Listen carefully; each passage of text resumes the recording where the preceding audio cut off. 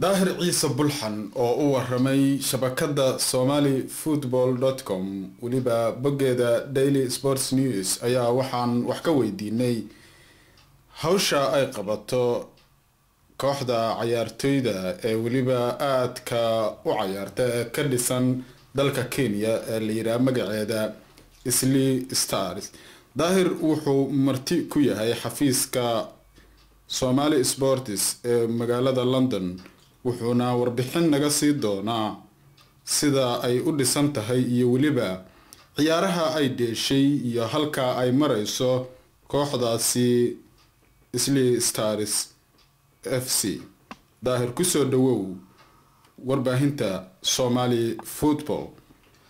السلام عليكم ورحمة الله. بسم الله الرحمن الرحيم. وما سنتهي وري شفكة يو شبكة somalifootball.com. بسم الله دان كل لابو كوحدة سلي ستارز وكوحدة سن أيضا دنبا حال سنة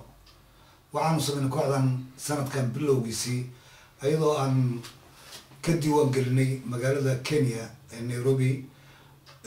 نيلي إرادو علي محمد oo xogeen u ah teamka kadib dadaal badan markii la sameeyay ayaan waxa isla garanay kooxdan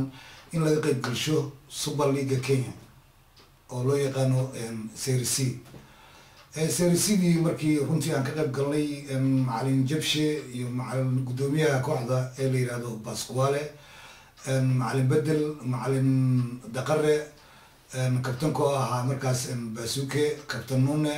Siciidow wixii oo dhan markii la isku tagay iyo maamul ahaan iyo ciyaartoy waxaan go'aansanay inaan ka qayb galno Super League markaa ka qayb galnay maantay waxaan ka keenay gool aad u weyn oo waan ka soo baxnay Serie C oo maantay waxaan maraynaa heer aan u gudubno Premier League Kenya. u gudbitaankiina Premier League Kenya ma waxaad u gudubteen heerka koobaad Serie A ama horyaalka amase heerka ku xiga Serie B waxaad ii sheegtay inaad ka soo gudubteen Serie C. macnaha waxa weeyaan waxaan u gudubnay heerka labaad oo ah B aan u gudubnay ilaa waxaan soo ciyaarnay 36 ciyaarood oo isarga koowaad iyo isarga labaad ahaa runtii jundi badan ay galsheen macallimiinta iyo guddiga Islii Stars guud ahaanba si kastoo maartaan isugu daynay dhinac kastoo aan ka fiirinay wixii waa soo dhameynay hadda guulayna ku dhamaatay oo hadda kaalinta labaad ayaan ku soo baxnay. maxaa hadda idin qorshaysan maadaama kooxdiinu ay tahay koox sanadkii koobaad oo la dhisaba ka soo gudubtay heerkii saddexaad una soo gudubtay heerka labaad maxaad rajaynaysaa sanadka xiga? waa su'aal aad u fiican wariye shafka. runtii hadda waxaan ku jirnaa break oo labada bilood oo fasax aan ku jirnaa February 2011 hadduu alla yiraahdo ayuu bilaabo doonaa hadda Premier League Kenya. hadda waxaan runtii ka soo qaadanay experience Serie C oo aan la dheelay ilaa iyo 18 kooxood oo aad u adkaa. hadda waxaan maartay kulliba kooxda ugu talagalnay waxyaalo badan oo dhaliiliye badnaa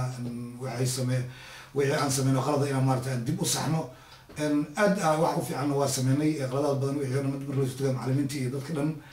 hadda waxaan isku daynaa inaan maartay ka qayb galno Premier League Kenya. kooxda macallimiinteeda hadda gacanta ku haya yaa kamid ah? macallinka ugu firfircoon hadda waxa gacanta ku haya waxa waaye macallin Umar Ahmed Jabshe, macallin Daqare, macallin Bedel iyo maamulaha oo ah asna Pasquale oo aan ka dhamaanba meesha garoon ha noqoto hadday noqoto home iyo hadday away noqoto. macallinka laakiin ugu firfircoon hadda macallimiinta ugu firfircoon waxaa kamid ah runtii macallin Jabshe iyo macallin Daqare. kooxda intii ay dhisneed dabcan waxay soo dheeshay ciyaaro aad u tiro badan. ciyaartii idinkugu wanaagsaneed ee aad xasuusateen ciyaartay ahayd? runtii teamkan ciyaartii noogu adkayd anigu ma joogin kulliba meesha lagu ciyaarayay laakiin waxaa ii sheegay macallinka ciyaarta noogu adkayd waa ciyaartay kooxda haysatay koobka oo aan la ciyaarnay annagoo ku leh 3 iyo ayadoo tahay 4 iyo 1 ayadoo tahay 3 iyo 1 ayadoo tahay ay 3 iyo 3 ka dhigan kabacdina 1 gool ay noogu dareen markaa kabacdi ayaan anaga maartay barbara la galnay. waa gartay daahirow kooxdiina waxay ka dhisan tahay wadanka dariska ee Kenya waxaanan maqlay in ciyaartoy badan oo ka tirsan kuwa qaranka u dheela ay kooxdaasi Slee Stars ay ka yimaadeen maxaa kooxdiina maadaama ay tahay koox ka tirsan ciyaartoyda wadanka Kenya haddana qarankii Soomaaliya in ciyaartoydiisa laga soo xusho oo ciyaartoy halkaas ka timid ay u dheelaan qaranka sidee bay u suura gashay ma ciyaartoy Soomaali ah ahaan ay u dheelaan ciyaartoyda markay Kenya joogaan mase waxay u dheelaan laakiin ay yihiin ciyaartoy Kenyaatiya runtii ciyaartoy Soomaali ay u dheelaan dabcan kama marna meesha maadaama dalka Kenya la joogana in maaragtay in Kenyan ay yihiin waxa keentay in laga xusho ciyaartoyda Slee Stars waa ciyaartoy tababar sameeya sidii Zeeraadi hore dalka Soomaaliya maalin kasta dad sameeya waa training maalin kasta fitness sameeya maalin kasta macallimiinta ay maaragtay in u kala qaadaan xataa difaac iyo weerar iyo athletic iyo wax walba maaragtay isku dayaan farsamo badan ay baraan marka adkaysi badan ay leeyihiin ciyaartoyda Slee Stars in laacibiinna waa yihiin runtii oo lagu tasha karo marka marala markay yimaadaan kulliba qaranka ayaga arka waxay rabaan markaas bay ka qaataan maadaama qarannimada ay naga dhaxayso daahirow su-aashii ugu dambeysay haddii aan ku weydiiyo adigu waxaad joogtaa dalka Ingiriiska kooxduna waxay ka dhisan tahay dalka Kenya waxaa tahay sida aad ii sheegtay maamulaha guud ee kooxda Slee Stars sidee baad ula shaqeydaa kooxda adiga oo wadan kale ka jooga kooxduna ay joogto wadan kaleeto su'aal aad muhiim waaye wariye shafka waxaa sahlay daacadnimada dadka gudaha jooga maamulka Slee Stars ee gudaha jooga ayaa waxay yihiin dad daacada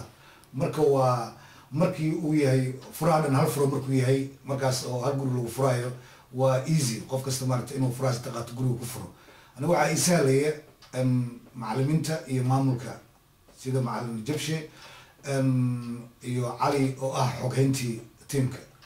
waxay u baahdaan unbaa maaragtay aniga u sameeyaa ayagaana shaqada wada inta badanna maaragtay ayagaa ku dhintay oo soo saaray kooxdan daahirow waxaan kaga mahad celinaynaa waraysiga aad noo ogolaatay waxaan nahay shabakada somalifootball.com sidee baad u aragtaa shaqada somalifootball.com runtii somalifootball.com waa website dhisan sidiisaba wax yar haddana wax qabadkiisa aan la yaabay oo hadday noqoto Bundesliga hadday noqoto ciyaaraha Premiership hadday noqoto Somali Sport hadday noqoto Somali Week hadday noqoto England Premiership hadday noqoto Daily News hadday noqoto Africa iyo Home ciyaaraha live ka ah hadda waliba oo garabta ilaana dheelina Burundi aan dheelina qaranka Soomaaliya haddaan nahay xataa aan meeshaan uga jeedo ninka la yiraahdo Farax Blue oo live uga soo daadihinaya Dar es Salaam wallahi ma sha Allah waa yani xaqiiqa shabakadan Somali Football waxaan leeyahay hambalyo ku soo dhawaada sportiga Soomaaliga aad ayaad u mahadsan tahay Daahir Ciise Bulxan ayuu ahaa kaasi oo waliba inoogu waramayay xafiiska aynu ku leenahay waqooyiga magaalada London Daahir aad iyo aad ayaad u mahadsan waliga shafka